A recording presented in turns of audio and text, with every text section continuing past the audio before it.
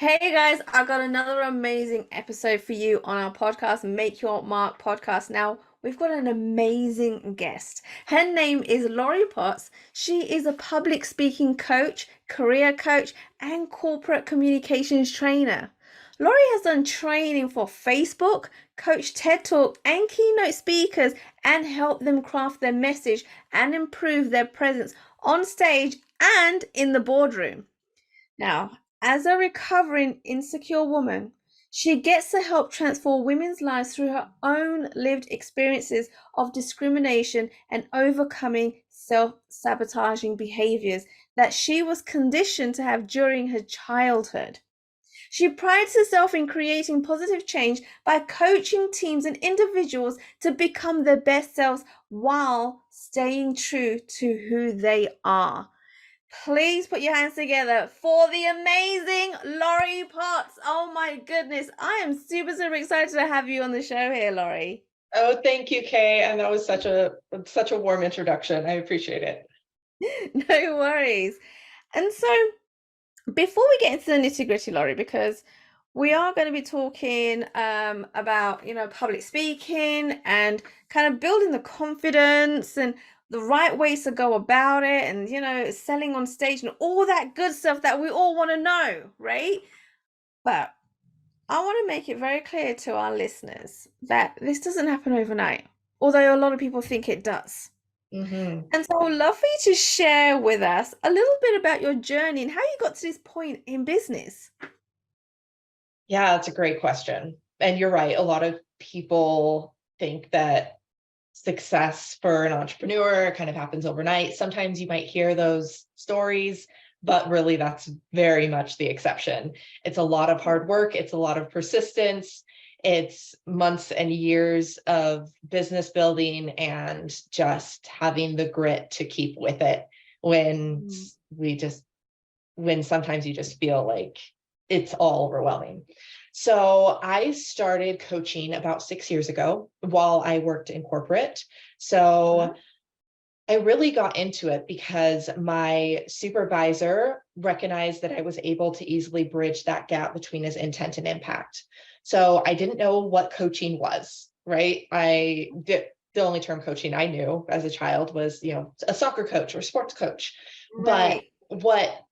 what I realized once I knew what coaching was that I've always naturally been that type of person.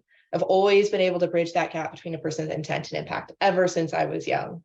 So, for example, when I was 6 years old, it's just an example of like the level of professionalism that it's always been naturally there for me.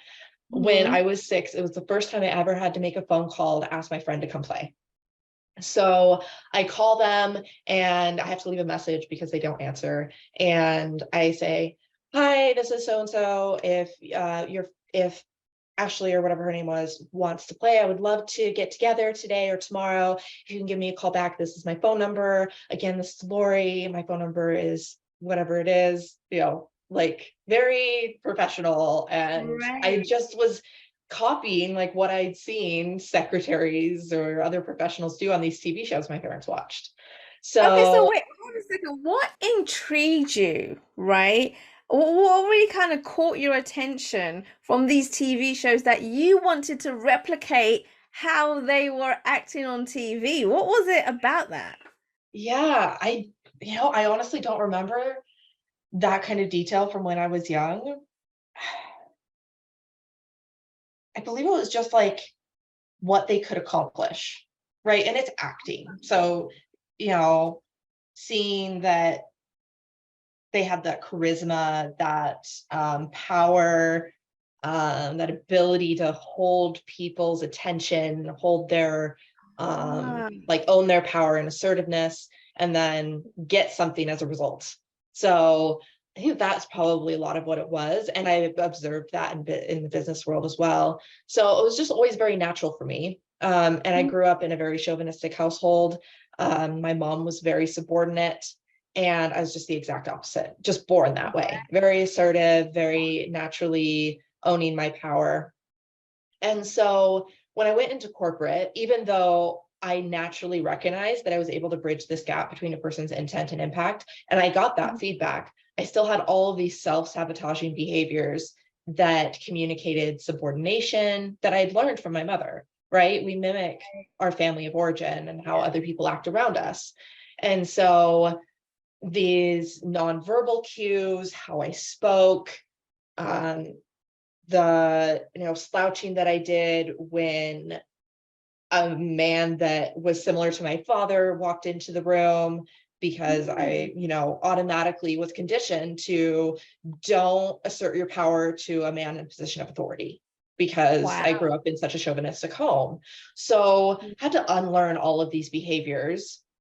And once I realized the real, actual, like, hard discrimination that women face in the workplace, I wasn't fully convinced of that when I was doing my undergrad, because I grew up in a very conservative environment. So like equality, those types of principles just weren't taught in my home.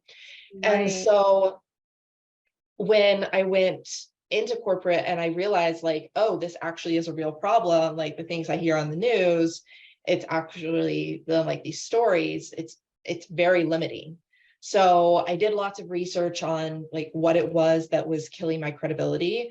And even when I had that knowledge, I still noticed, like, oh my gosh, I'm still doing these things. It's because my brain was conditioned to believe you won't be safe, you won't be accepted, you won't be loved, you won't be worthy if you assert your power. And that was just my childhood conditioning. And as a lot of women experience, I mean, not everyone has, childhood trauma in the same way that I do, but we're conditioned by society, by our family of origin, by other people to act in certain ways. And so frequently for women, it's to act subordinate and to be warm and to be, and that's fine. Like, being warm is fine, but there's, you also have to act assertively enough to be seen as a leader. If you're only ever acting warm, then, or you're always, communicating lack of confidence with your posture, or, speaking too softly, then you're not going to get where you want to go, if where you want to go is leadership, if where you want to go is a promotion to where you can influence more people. So so learned all that in corporate, but I still recognize, like, I'm having a hard time with executing this, even though I could recognize myself that gap. I'm like, how do I get there? Because I'm so hard conditioned, my brain thinking that I have to act in these ways. Okay, so So go I ahead. guess you had to work with your mindset, right? Because of such a the hardcore conditioning you've had growing up. And in fact, that even raises so many questions, right? But how did you, first of all, let me ask you this. When you realized, right, what type of upbringing you had, because you're not going to know as a child, but as you get older, right, you're going to understand it a little bit more. And if you don't want to answer this question, then just let me know, right? But how did that make you feel when you realized how hard the conditioning was growing up? Um, it's bitter, probably, that's a really good word to describe it. Angry, and just frustrated that, oh, these other women, yes, like, we're all conditioned in some way, but not everyone as severely. And so I'm like, I had all of this, like, placed upon me, right? Because people place their own insecurities and expectations on others. That's right. And like, now I have to, and I had already been in hundreds of hours of therapy as a child, but Wow. like, as an adult, now I have to rewire my entire brain from complex PTSD to my brain saying, you literally will not be physically, psychologically, or emotionally safe if you say, yes, I can do this. I can get results for clients. Yes, I can change and transform someone's life, all of which I've done. as an entrepreneur. Yeah. And I had started to do in corporate, right? People gave me feedback saying, oh my gosh, you helped me see that when we discussed that we were going to do this presentation in a certain way or communicate this to my team, and then we came back and talked about how it went. Oh, I actually didn't execute it on it the way that I thought. So I already knew how to do it, but it was a matter of feeling safe, feeling that I would be accepted, that people would, give me positive feedback by acting differently than I had before. And if you're going to go into entrepreneurship, you're going to have to start acting differently than you did before, likely, unless Uh, you've, already been a leader, already been an expert, then mm, you have to be willing to confidently pitch yourself and say those things. So I can absolutely go through like the steps and processes that I went yeah. through to build that confidence and power. I'd love to share that.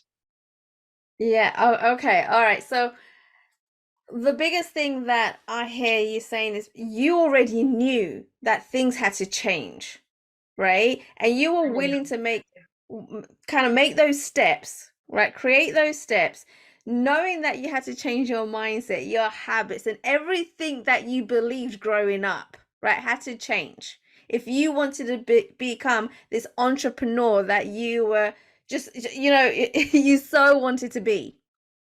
And so the minute you had the willingness to want to make that change, what kind of steps did you put in place to keep growing that and build the confidence, self-esteem, right, to Mhm. become the entrepreneur that you are today? Yeah, yeah. So I started to go full on into my business in 2020. Hmm. I was done in marketing. I got let go, and I was just like, I'm tired of being someone, trying to be someone I'm not. I never wanted to go into marketing. It was just Right. the level of experience that I had during my undergrad. Like that's the majority of what I did, so it was easier to get a job. And my Right. husband got a job in an area where there weren't a lot of opportunities for corporate training or organizational development, which is where I really wanted to go. Like we live in a fairly rural area. Some people might not think Idaho Falls, Idaho is rural, but they have less than 100,000 people in their city. And I grew up in the Phoenix area, which has millions. So there just aren't as many career opportunities here. So I got into marketing, but once I got let go for, one of the multi times that I was, but that's when it happened in 2020. And I was just like, I'm so effing done being Right. like trying to prove myself in corporate, trying to get where I want to go and do what I want to do when it doesn't bring me joy. And I'm sick and tired of like proving myself to these other people who are not very competent in the first place. Like my manager like had no desire. He was like the most introverted person I'd ever met. And he just had no desire to mentor me or be any like anytime I asked him a question, he'd put me off to someone else. He'd say, this person can answer your question instead of him training me. And like, yeah. So there was just like so many gaps, but I wasn't Yeah. allowed to advise because I was in a Right. lower level position. So Mm. once I decided to go into entrepreneurship, I was like, this is scary. Right. So I decided to get on with a resume writing company first Okay. and like to get clients and just to build like I don't think I did it intentionally like to build my confidence. It was Hmm. just a step that I knew I could take where I already had that skill. So when I did TED Talk coaching about 6 years ago, one of the speakers asked me to help her advance her career, rewrite her resume. So I had already done a little bit of that. And Right. I decided, okay, this is what I'll do. I enjoy resume writing. So I got on with a resume writing company. I don't recommend them to anyone. The one that I worked at, and I saw this across the board at a lot of job descriptions, they don't really Okay. require you to have a communications degree or an HR background. And I have, Ooh. I'm like, and like and we had a Slack channel where people could ask questions for the business, and we were all independent contractors. But like the people asking these questions, I'm like, you should already know what an applicant tracking system is if you are writing resumes for people. Like, and I had done lots of research about like when I graduated years and years ago about how to find a job, like read the experts so I could be really effective in finding a job right after I graduated. And I did, had a job day after I graduated. But I just, I didn't want to try and advise people because I was conditioned to believe, oh, you need, half a century of experience before you could ever advise anyone, Right. like, or you need to be had a mentor for 10 years telling you exactly what to do in order to go and help other people. And that's just not true. Like, it is 2023. You can go learn anything on your own, or talk to people, do 15-minute informational interviews, get the resources that you need, and also use your natural gifts and expertise, and then start doing whatever it is you want to be doing as an entrepreneur. And like, I don't believe in fake it till you make it. So that is not what I am advising. Right. Upskill. You need to upskill if you want to be able to help other people. So, like I said, I did lots of research. I stay up to date on the experts, on the books that just came out that month, following, the people who do regular research on communication, on public speaking. So I'm advising my clients on the most accurate, up to date, and research-based and evidence-based approach. I'm a strong believer in an evidence-based approach. So if you want to be an entrepreneur, you're going to have to be willing to do the research and to stay up to date if you want to advise your clients as accurately as possible. So absolutely. Oh my goodness. There's so many things just there that you've mentioned, right? Like, first of all, you're saying the mentoring and you weren't getting the coaching from, your managers and stuff like that. And I went through something very similar, but the biggest thing that I witnessed myself from coming from corporate world to the business world is they're very different worlds altogether, right? In the corporate world, you don't find many mentors or coaches that are willing to train their team, right? They might have, hey, yes, very competitive. Everyone's like, no, I have to be focused on my own development. No, this isn't always the case, but I found, just from an entrepreneur perspective, so many people are willing to support each other. We're all struggling. We're all trying to build our businesses. Whereas in corporate, oh, I have to be solely focused on my own development. I can't mentor other people, or I can't like be their friend or try to promote them, or like what it is that they're doing, because then I won't get the promotion. And that's not the case at every corporation. I'm just making a generalization, but just the biggest difference in the amount of support that I get as an entrepreneur.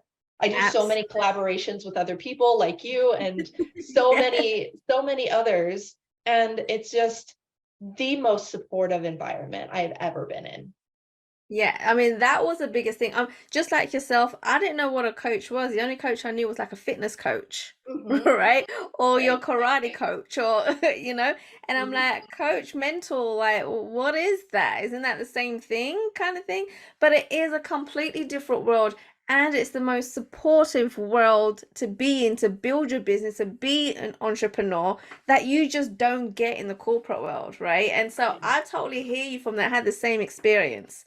And so when you went onto your journey to build the confidence, right? And one of the other things you mentioned is that you joined this resume company, right? And they didn't know half the stuff that they should have known. Again, it almost feels like you were passionate about your role, right? You loved your role. You understood people. You understood how it all works. But to others, it's just a job. And that's the biggest difference. It is. And that's okay. It's okay to just have a job, support your family, and do that. It's totally fine. But if you're listening to this podcast, that's probably not you, right? You're probably wanting to get somewhere else. So, there's small ways to build your confidence over time and upskill. So you don't have to go to the scariest thing right away. I actually just did this training for a group of entrepreneurs, and I talked about how I built my business using LinkedIn Lives and how it was scary at first. Like, I did my first one last year, and Ooh. I've been building my business consistently for about 3, but my first LinkedIn Live was last year. And I was like, my biggest weakness almost always with whatever it is that I'm pursuing is like tech issues. And like with a LinkedIn Live, there's going to be, you have to use technology. So I'm like, oh, well, I have this friend who's also a career coach for women. Like, I asked her, and she's done lots of LinkedIn Lives. I've seen hers.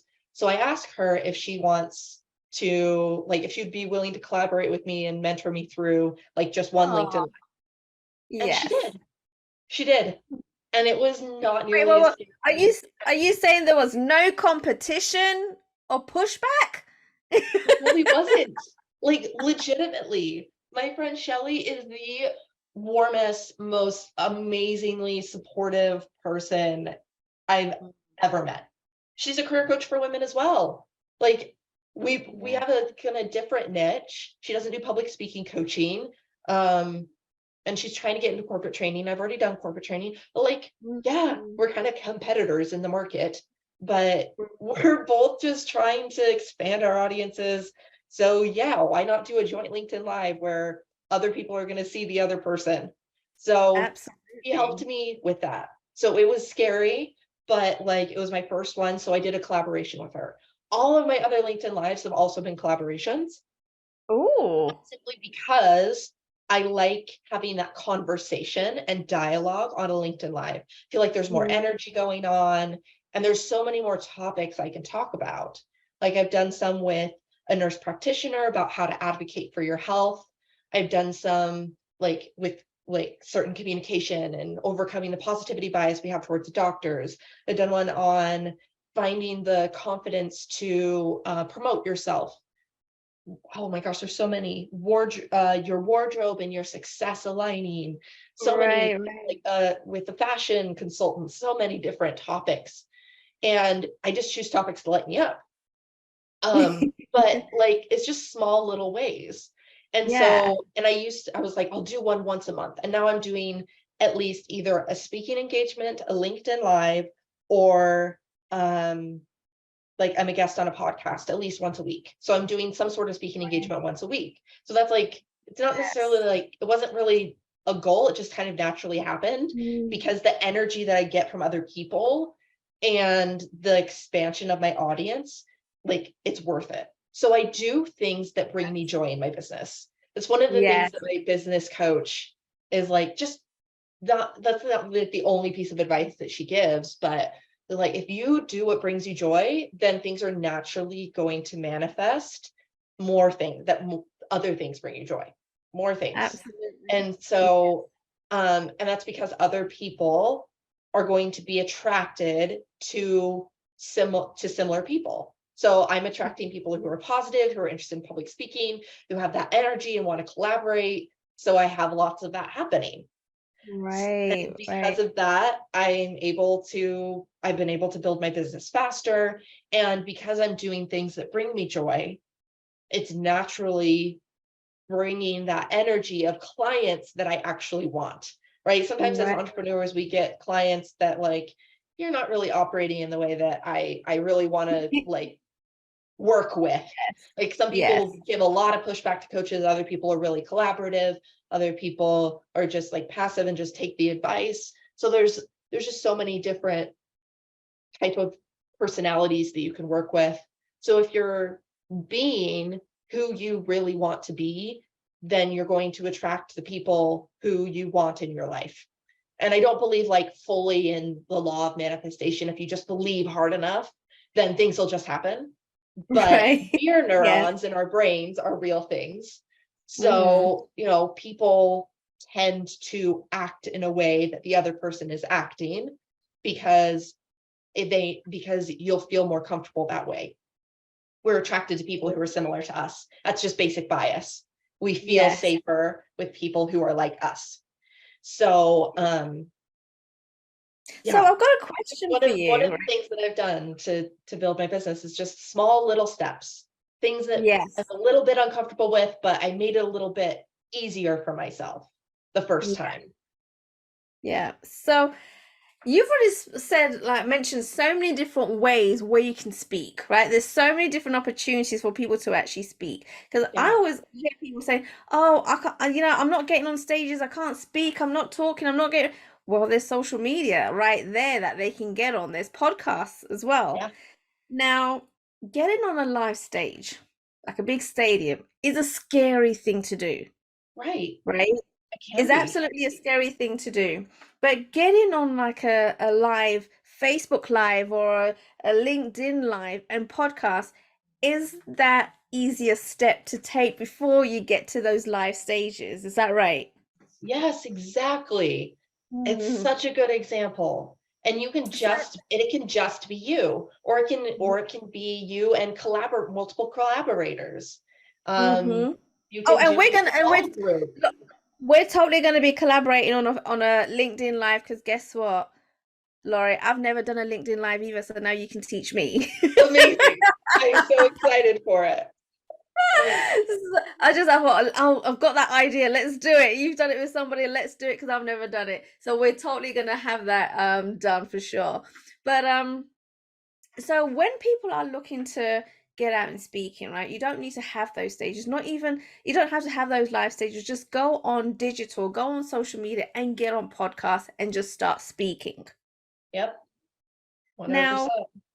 when people are first starting out and you're still going to be nervous, right? Because people don't like being on camera either. People don't like doing those social media lives, right? Because all of a sudden people are going to see them. What would be your piece of advice for that person that's absolutely nervous, they're scared, they're scared of being judged, that they don't know what they're going to say, it's going to come out wrong. What would you advise that person? Practice. So if you know what you're going to be talking about, or if you don't, like ask Mm. for 3 points or 3 questions that the podcast host might be asking, right? Prepare yourself as much as possible. That always will enable you to feel more comfortable. And then the other thing is just breathe. Your brain needs oxygen to be able to have your executive functions work well. So if you're nervous, you might be hyperventilating and you're not taking as deep breaths as you potentially could. So talk slowly. I don't mean like every single word or every sentence. Your prosody Mm. and your pacing should change throughout, but make sure that you're breathing. It's okay to talk slowly. In fact, talking slower communicates more authority because it communicates calm. If you watch Barack Obama, he talks very Mhm. slowly, takes lots of pauses. It's one of the reasons why he sounds so authoritative. Ah, Um, but just prepare yourself, keep calm, turn off the self view. If you're doing a video recording with someone, it's just distracting. So have yourself prepared how you want to present yourself, your background, your outfit, where your mic and camera is, whatever, and then just focus on what you're saying. Don't have it be all don't hyper focus on what you look like. A lot of the time people are scared to get on camera because of how they look. So if you just like yes. say, okay, I'm ready to go, I'm not going to pay attention to how like I'm looking, right? My appearance while I'm talking, then people are going to consume what it is I'm talking about. And if it's a podcast, someone's seeing you anyways. They're going to hear your Yeah. voice. And I do Well, regardless advise of if video. I do advise eventually get a voice coach. I haven't Mm. quite yet. I really want to, because if you Really? sound more authoritative, then people will see you as more authoritative. People will Oh, take your advice. You'll get more clients. So if you can control your voice, make it sound deep, a little bit deeper, start practicing your pacing. There's so many different aspects, and I'll share this with your VIP group. But there's so many different aspects of this like details of how to talk that can yeah. make or break what it is that you're saying sometimes. Wow, wow, wow. I didn't even think about getting a voice coach. Like, I didn't even think that that would be a thing to do, right? But it makes complete sense now. You've kind of explained that your tone of voice will kind of either sell that product or service that you're selling on stage, or it won't, right? So Mhm. it's highly important for sure. Now, I know, Laurie, at this stage, people are thinking, oh my God, I want to learn more from her, right? So if people want to connect with you, want to learn from you, where can they go? I am mostly on LinkedIn, so connect Mhm. with me there, search Lori T. Potts, and you'll find me. And just connect with me on LinkedIn, and you'll see lots of posts and free content from me, those LinkedIn lives. So if there is a tip on that you are looking for on how to network, how to get your dream boss, because everyone wants that, Ooh, right? How yes. to get where you want to be in your career, present yourself with more confidence, be seen as the truly competent and capable Mm. entrepreneur or professional that you are, please connect with me. I'd love to talk with you. And I also offer corporate training, as Kay said earlier. So teaching interpersonal and public speaking skills to corporations. So if anyone's looking for those types of services, I'd love to have a conversation with you and see if it's a fit. Fantastic. And guys, go ahead and find her on LinkedIn, right? Go and check out those videos that she does. Learn more and more from her because it will make a difference for your business. Laurie, thank you so much for coming onto the show. It was amazing having you and so much golden nuggets in such a small amount of time. Oh my goodness. Thank you so much, Kay. It was a pleasure. Thanks for listening to Make Your Mark podcast at www.makeyourmarkpodcast.com. Make sure you hit that subscribe button so you get this and every other episode that comes out. We have lots of great stuff coming, so make sure you hit subscribe so you don't miss it. And thank you in advance for all the reviews and comments. I appreciate it so much, and I look forward to serving you in next week's episode.